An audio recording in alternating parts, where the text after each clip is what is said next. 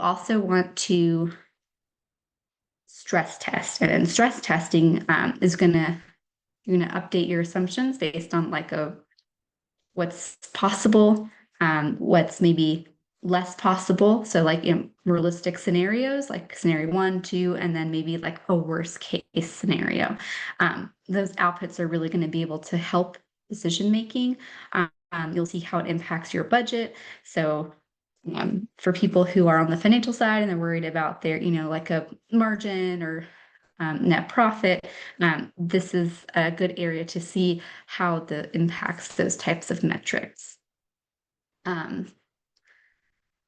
And last, we're going to talk about like capital allocation strategies. So let me see if that's on this slide. No, we talked about, so we had kind of like our 3 scenarios. One is constrained, that's kind of like your less possible. And then worst case is going to be like severe drought, because, if you have a year where there's a big drought and then you get your usage cut, and then that's like it could be like a permanent change. It's just something you want to be able to maybe factor ahead of time, or just think about, what if, or what's a possibility, that you might be operating different rules down the road. All right, so here is an example of how you would model out those 3 types of scenarios. So this is going to be an industrial operation. So think of something on the USA Parkway that uses like 100 million gallons of water. And the first scenario is they have $50 million of revenue. They are using, their typical amount of 100 million gallons. And then they have, their covenants are indicating that they can pass. So let's move. So this is like your base case scenario, right? Like nothing else has changed. You're kind of operating the same without limitations. And so we're going to go through this constraint example where we don't have the 100 million gallons of water. We're able to use less, or less is available for us to use. You can see here that revenue goes down, cash flow goes down. It's likely because we have potentially higher costs to make up for the water that we're trying to use. And you can see just all of the metrics are going down, they're getting decreased. So here, like our worst case scenario is on the right-hand side, where we have way less water available, either for, drought or like a permanent curtailment, because of a drought. So you can see, we're in the red on a few metrics. EBITDA is basically your earnings before depreciation and interest. So something your kind of boss hat is going to put on. That's like a key metric. So we're in the red in this scenario. So if you didn't think about what would happen if only 60% of your water was available, you're going to be thinking on the baseline. That's like in a typical great year, but you need to be able to model out, what happens if we aren't able to use all the water that we typically need to use in our business. What happens to our covenants? Are we overusing our water, or do we have to pay extra cash to get water from somewhere else? This is the kind of questions that a resilient financial model are going to prompt.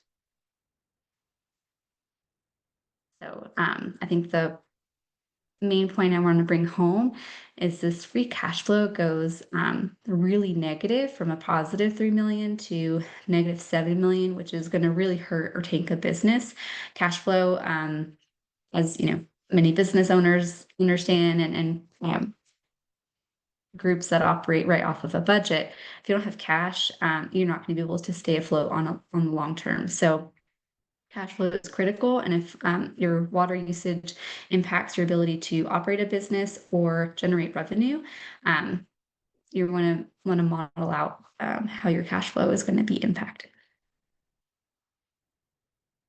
So this slide just is explaining the impact and the reason you want to have those kind of three scenarios for your financial models. You obviously want to know your cash flow because you want to stay in business. You have debt covenants. Debt covenants might be related to keeping some of those metrics at a certain minimum level, cash flow, revenue, or EBITDA. A lot of people have loans and metrics are associated with that. So your bankers are going to want to be, they're going to be concerned, if your cash flow is going to dip down into a severe negative number. And then production capacity. If you use water in your business and you need it to, make your products and sell your products, your obviously production capacity will go down if you can't produce as much because you have less water available to use. So my suggestion is to basically quantify what happens to your business or your budgets based on, if you have 100% of your water demand available, and then curtail it down, to like a 20% less, and then a severe scenario and see what happens. All righty. So how to like offset, those types of results, you're going to want to think about, or, you may be thinking about, funding and investment strategies. So kind of, I know I've worked with a couple of nonprofits and they view this type of funding in a similar manner. Grants are going to be very helpful, right? Because they're going to be lower cost of capital to obtain. I know there's like rebate models, like turf removal. You can get like a reimbursement. So if you're looking to kind of help offset the cost, of using water, consider, looking at grants, public-private partnerships, and then, lastly, debt, because debt is very expensive, and also comes with the covenants that we had mentioned in our previous slide. Grants might be based on your financials, so that's kind of where I've come into play on some nonprofits here in Reno is, they need financials, they need some type of support to claim the rebate or reimbursement if you're applying for a grant. So if you're looking to and a lot of it's going to be like from like a long-term perspective. So, get started on, how you're going to be getting funding, to help your business and kind of offset what's going on with the high cost of water. Okay, this is what we just talked about. It's probably a best practice to consider all three and not rely solely on grants. But I think in our first presentation, we talked about, water rights are an asset. They should be appropriately valued on your balance sheet. And so there's opportunities, for using your water rights as an asset, right? Have it, it can help with funding and help with loans. It's something a lot of people haven't considered because it's maybe something you've inherited right in the business or inherited in your family, but it's just a strategic way to think about it. Okay. Now for something fun. We're going to open up, let's see if I can open up I have an actual model that we're going to walk through. So let me share that. Okay.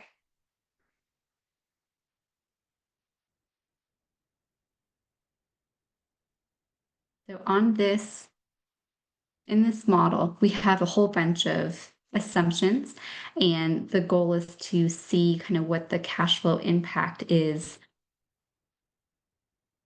year over year,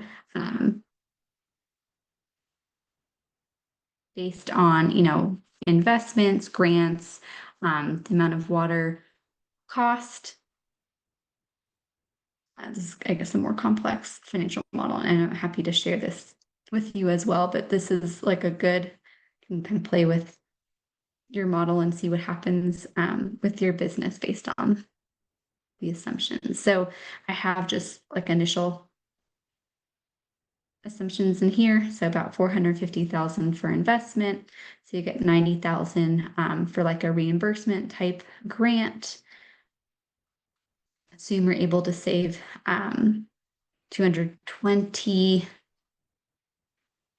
acres per foot, and this is a dollar amount estimate. So that one could change wildly based on year to year. And then we have like an estimate for how the water costs will go up. So right now it's 6%. I think that's reasonable right now, but obviously if there's an event, that could change. Annual maintenance, that definitely will be something that you'll have to input from your business. And then we're assuming 10 years. And then the discount is 9%. And then like a tax rate, we're leaving at, you can put that as just 21% if you're, say you're a corporation. Nevada obviously has no state income tax, so federal rate's 21%. So this is an after tax cash flow analysis where we estimate the amount of water saved and how that impacts your cash flow. This is a cumulative number, right, over here over time. We're going to look at like the first year, say we invest $400,000 as a, mechanism to save on water usage, right? We implement some new expensive equipment. We change like our irrigation system, right, for in the agriculture business. So this is to see how that impact benefits your business over time. You can see the year zero, right, is the investment. So it's a big negative, right, with our discount amount. So it's 450 times the discount. And then over time, right, you're able to save costs at that $600 acre per foot. And we're saving 200 acre feet. So that's kind of how this year one scenario is happening. And we stretch that analysis over the 10 years, and you can see that, slowly the cash savings comes through, and we're in the green starting in year 4. So if you're thinking about, how can we monetize or how can we model the impact of a drip system or ripping out turf or some type of capital decision related to saving water usage, this is a way to do it. So this is the efficiency ROI tab of my financial model. On this other tab, so you're probably curious, I have that drought stress test. This was those 3 scenarios where we had our baseline and then like a more modest curtailment, and then we had a severe curtailment or severe drought in our worst case scenario. So please message me if you're interested in having access to this and play around with it. I'm happy to share. I'm going to go back to our slides.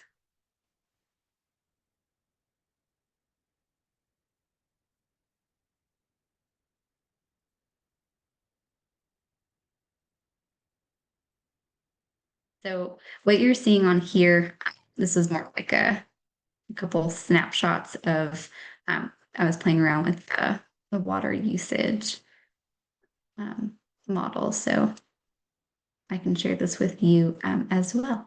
This is just basically modeling the different benefits or of doing certain type of capital saving investments for water.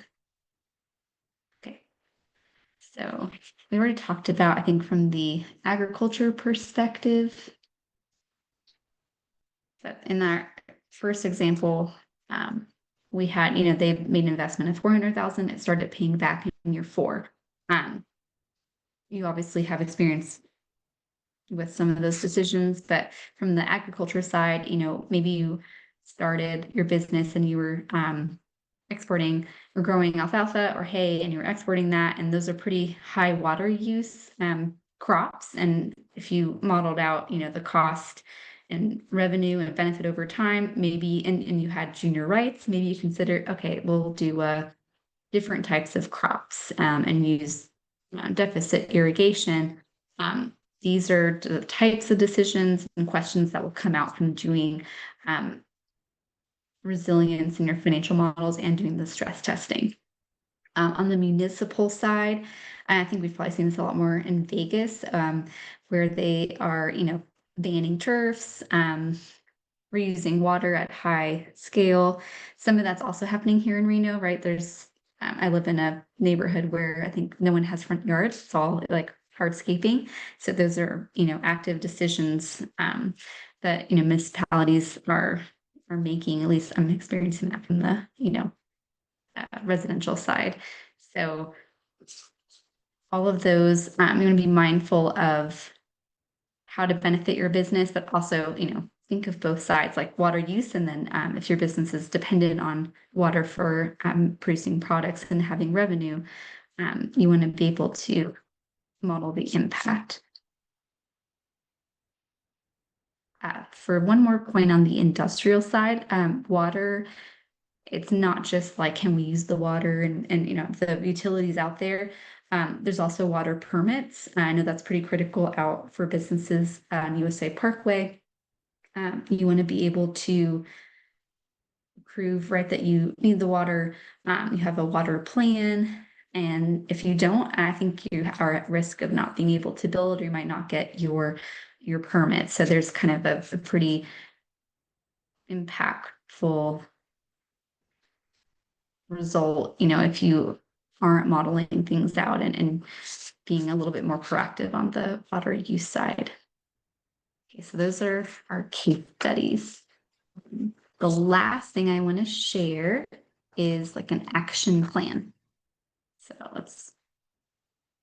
so here's the last slide I want to share. So if there's nothing else you take away from this presentation, please take a screenshot, or, I think we'll send out the slides following the presentation, but please consider this action plan for, looking at water use from just like not just where it's located, but being proactive and incorporating it into your financial models from like a resiliency perspective. Because if you don't include it in your models, like for the cost, potential regulatory impacts, or, usage curtailments, that's the stress test, right? Think about what might not happen in your business, right? If you're thinking about changing the irrigation on your farm or your ranch, doing this type of scenario analysis and the modeling kind of gives you the support for making that decision or for not making the decision. So most of the time, water is just sitting as like a utility line on a list of expenses, and maybe you want to pull that out separately and be able to view it from like your priority date allocation, stress test, the baseline, the three examples. Find the break point of where, right, you start going in the red on your cash flow. That was the example we looked at.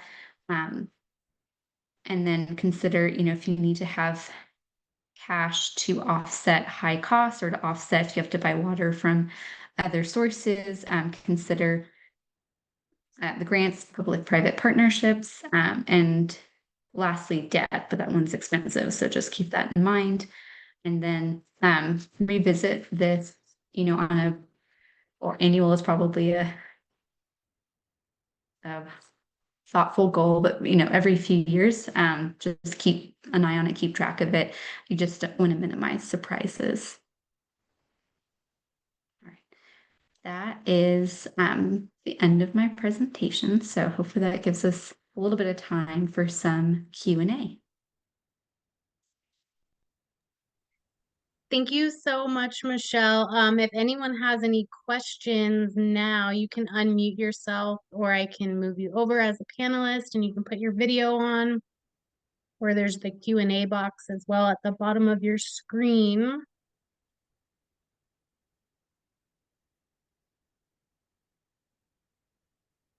I don't think there's any questions in there. Oh, Ben. Yeah, I'll ask a question. Thanks, Michelle. I was wondering on the regulatory exposure, it seems pretty difficult to predict that, like to put brackets around it. How would you approach that? I would keep track of something maybe that's been in discussion or talks that hasn't been like proved or affected, just to see, you know, okay, they're thinking about, curtailing a certain percentage, or maybe something was approved like in Arizona, and, maybe one county or one municipality is more at the forefront than the other. It's more just thinking about how that could happen. But as soon as, something is passed or in effect, we do this on the tax side, when a bill, right, is introduced in Congress and maybe get some traction, and we know it's going to, be voted on, and it has to be signed obviously by the president. Once it starts getting in those discussions, typically we model out the impact, even if it hasn't been passed into law, because um, something could be surprising in terms of how, impactful it is, like, bonus depreciation and amortizing, research and development costs. Those are the two big ones from the last bill. So if it's something comes up in discussion and it kind of piques your interest, then I would say, feel free to model it out. Don't wait for something to be passed. Once something is like in effect, or, rule has been issued, definitely go ahead and model that. Right. Okay. Yeah, that makes sense because a lot of times other states will do something and then a Might couple of years piggyback. later, we follow suit.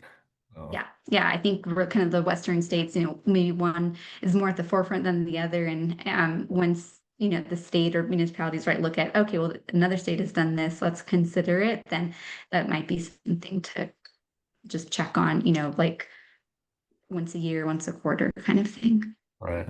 Okay. Thank you. Mm.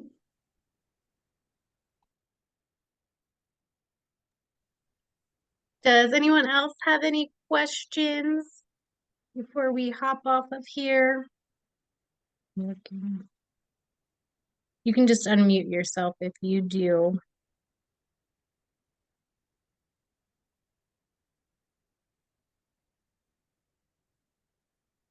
Okay, well, I think that's it. Thank you so much again, Michelle. We truly appreciate this three-part series that you've done for us.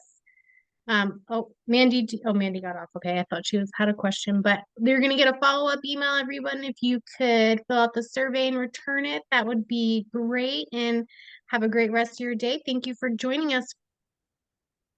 Thanks for your time. Thanks, Thanks, Lauren. everyone. Thank you, Thanks, Michelle. Michelle. Thanks, Ben.